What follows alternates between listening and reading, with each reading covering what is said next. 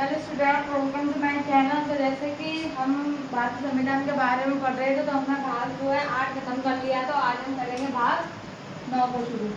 तो भाग 9 में पढ़ते हैं कि क्या दिया है। इसमें आर्टिकल 243 से लेकर तो 243 जेड जी तक है। कहाँ तक है बेटा? जेड जी तक दिया गया है। ठीक, अब हम देखते हैं इसमें है क्या, किस बारे में कुछ चर्चा की गई है। आता है आर्टिकल आता है हमारा 242 में दी गई है परिभाषा दी गई है पंचायतों की। तो पंचायतों के संबंध में कुछ शब्दों के लिए परिभाषाएं दी गई हैं।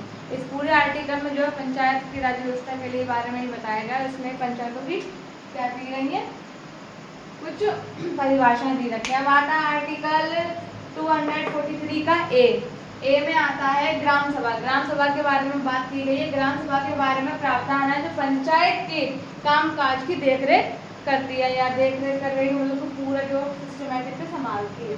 अब आता है बी, आर्टिकल दिया है 243 का बी। अब आता है पंचायतों का गठन। इसमें बताया गया पंचायतों का गठन कैसे रहता है। ग्राम मध्यवर्ती और जिला स्तर पर पंचायतें होंगी। ग्राम मध्यवर्ती और जिला स्तर पर क्या होंगी? पंचायतें होंगी। और जगह जगह जो है ग्राम स्तर पे और जिला स्तर पे क्या बनाई जाएंगी? पंचायतें बनाई जाएंगी। अब आता है आर्टिकल 243 का सी, पंचायतों की संरचना। पंचायतों की संरचना के बारे में बताया गया है पंचायतों में अध्यक्ष और सदस्य होंगे। पंचायत में कौन होंगे? सदस्य और अध्यक्ष भी होंगे। सदस्य और अध्यक्ष के बारे में बताया गया है।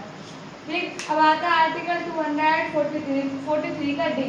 43 का डी बोलता है सीटों का आरक्षण। सीटों का आरक्षण अनुसूचित जातियां तथा जनजातियां, अनुसूचित जाति जनजाति के लिए सीटें जो रिजर्व होती हैं, ठीक है, उनके लिए आरक्षित होंगी।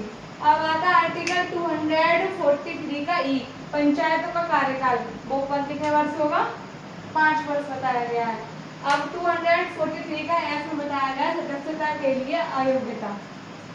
अयोग्यता तभी होती है अगर आपका कोई अपराध किया गया हो, आप अपराध ठहराए गए हो। तो बस इसमें वो किया गया है कि अगर आप कोई अपराध किया हुआ ठहराए गए हो तो आप जो है सदस्य नहीं बन सकते हो। अब आता है आर्टिकल जी 243 का जी, पंचायतों की शक्तियां और अधिकार।